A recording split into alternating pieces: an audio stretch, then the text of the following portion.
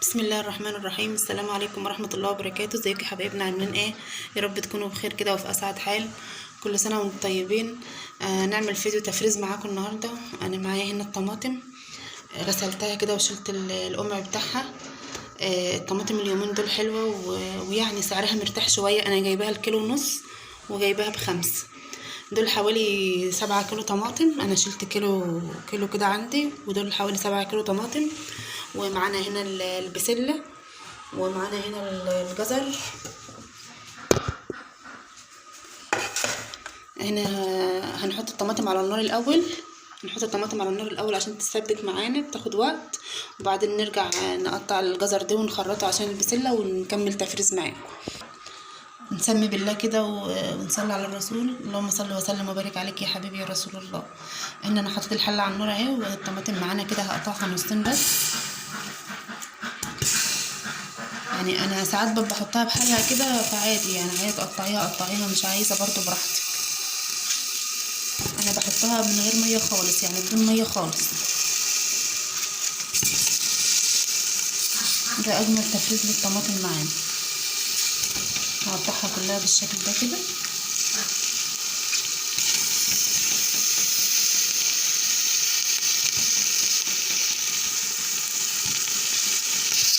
حبيبي اللي اول مره يشوف قناتي ما ينساش يشترك كده في القناه ويفعل زر الجرس ويحط لنا اللايك الجميل كده. وكل سنه وانتم طيبين. الطماطم دي ما بتفرزيها بتسهل معاكي، يعني مش عشان شهر رمضان وبس، لا بتسهل معاكي الوقفه في المطبخ، وبتبقي تلاقيها جاهزه. ساعات النور قاطع، ساعات مستعجله وقايمه متاخره كده، بتلاقيها جاهزه معاكي. فهي حلوه يعني في التفريزات. تفريزات الطماطم حلوه. هقطع كده الكميه كلها واسيبها بقى تتسبك على النار، ونرجع لكم كده يا حبايبي. الطماطم استخلصت معانا اهي، قربت تنشف معانا خالص اهي. بسيبها ما تنشف خالص. هنا هحط لها شويه ملح، يعني معلقتين كده ملح بس، حاجه بسيطه. واسيبها بقى كده واطفي ايه، هطفي شويه كده بس وهطفي.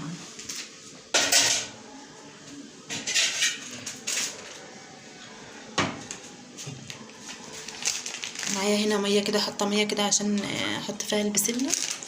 واحط لها كده ميه كده، قربت تغلي معانا اهي، بس عملت بخار كده معانا. هنا هحط لها معلقه ملح واحده،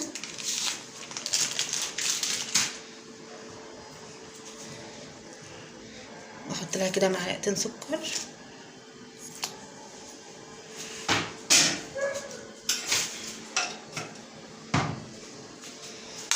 بعدين السكر خالص كده. دي احسن طريقه ان انت تعملي بيها البسله. انا بعملها كده على طول، بتفضل معايا من السنه للسنه، تحتفظ بخضرها وبتبقى جميله. الميه دخنت معانا اهي.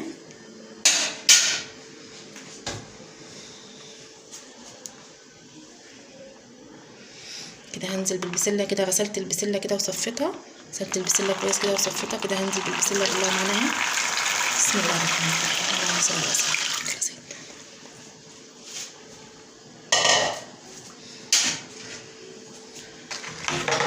واقف جنبها بقى، ايدي فيها كده هقلبها بس، يعني 5 دقايق بس، مش هطول عليها يعني في الميه. عندك بقى مصفى من اللي هي عاليه ديت، يعني تحط فيها البسله كده، تحطها على الحله، يبقى اسهل بدل ما تفضلي تطلعي كده. بس انا يعني ما عنديش المصفى دي. كده هحطها كده وهطلعها ايه بالمقص وخلاص. هفضل اقلب فيها كده من فوق لتحت كده.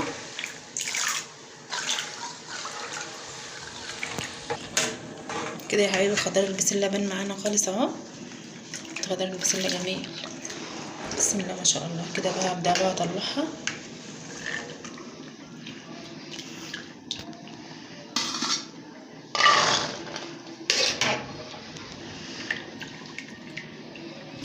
بسم الله ما شاء الله. يعني ايدي فيها كده ما سبتهاش، ايدي فيها تقلبيها كده 5 دقايق بس، وتطلعيها من الميه. تفضل معاكي من السنه للسنه جميله كده، وخضرها جميل وتحفه، ولا تبقى مكرمشه ولا حاجه. الحبايه ولا جميل.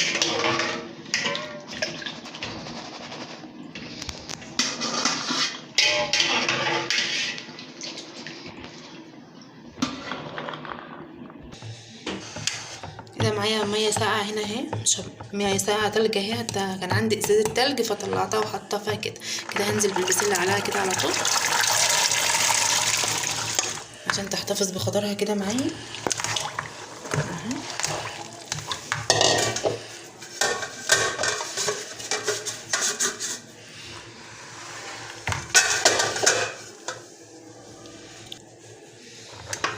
هقلبها تقلبتين كده يا حبيبي في الميه الساقعه، هقلبها تقلبتين كده في الميه الساقعه واطلعها بقى هنا في المصفى.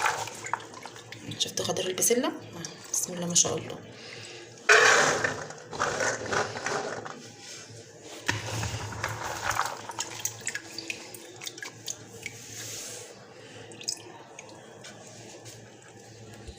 طلعها كده صفاها من الميه.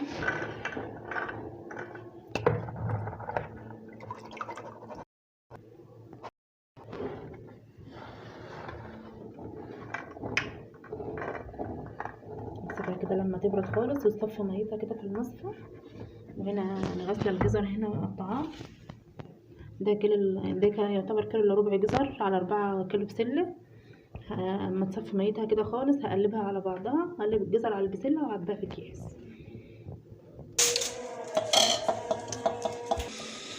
هنا معايا فراوله، هنخزن من العصاير هنا فراوله، ومعايا هنا جوافه، دول 2 كيلو جوافه ودول 2 كيلو فراوله.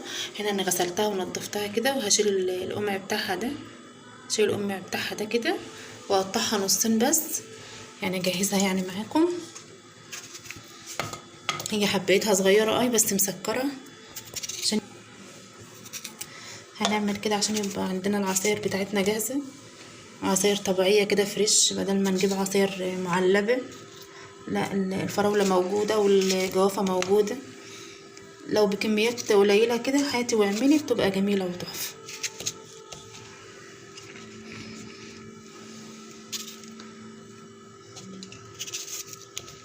هقطعها بالشكل ده كده، واقطع الجوافه كمان وارجع لكم تاني. هنا قطعت الجوافه معانا اهي، هنا هعصر عليها عصره ليمون،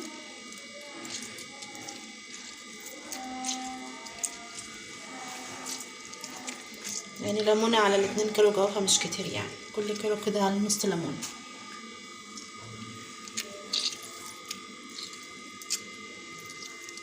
عشان ما تسودش معانا ولا حاجه في الفريزر، بتطلعيها تكون بيضه زي الفل زي ما هي. بسم الله الرحمن الرحيم.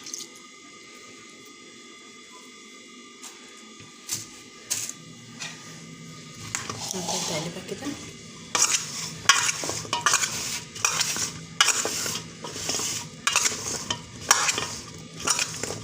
انا شلت منها البذر عشان يعني اما اعملها مع لبن ولا حاجه ما تحتاجش اصفيها ولا حاجه.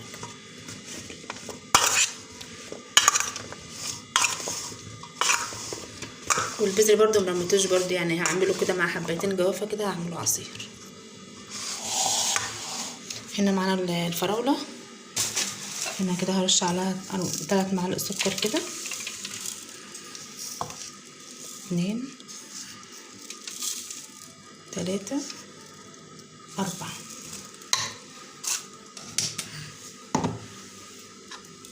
الفراوله غلفتها معانا بالسكر اهي، كده هعبيها في الاطباق.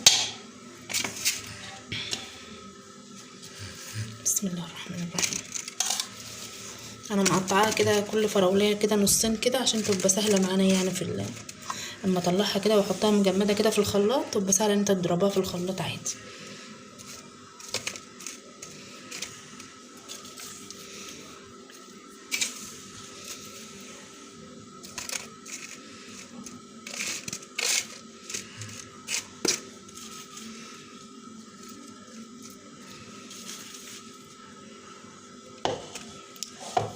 اعبهم في الاطباق كده وارجع لكم تاني عشان ما اطولش عليكم الفيديو. كده انا سلقه البنجر دي معانا اهو، مديها سلقه بسيطه كده. احط هنا جنب الفراوله كده، البنجر مغذي وبيبقى جميل مع الفراوله.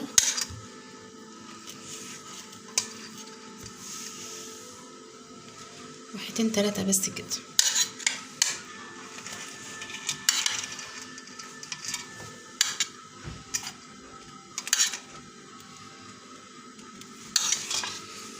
مش هكتر يعني عشان ما يغيرش من طعم الفراولة ولا حاجة.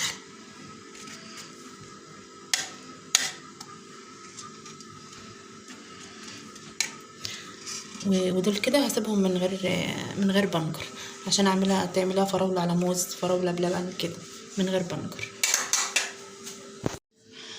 كده يا حبايبي البسله صفت معانا خالص اهي. ننزل بقى في الطبق هنا كده عشان اقلب عليها الجزر.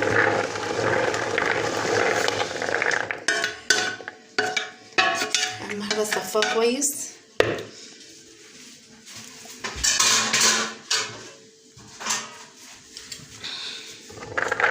هنا ده الجزر اللي انا غسلاه ومقطعاه اهو.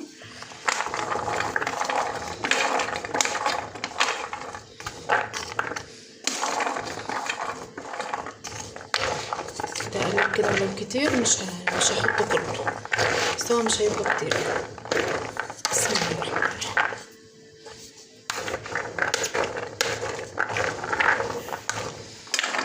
كده هنزل الجزر. انا كده مش حاطاه في 100 يا حبايبي، البسله بس اللي انا حطيتها في 100 سخنه. الجزر انا مش حاطاه في 100 سخنه لانه بيبقى معانا جميل، يلا لونه جميل وتحفه اهو. الفريزر كده ما بغيرش لونه.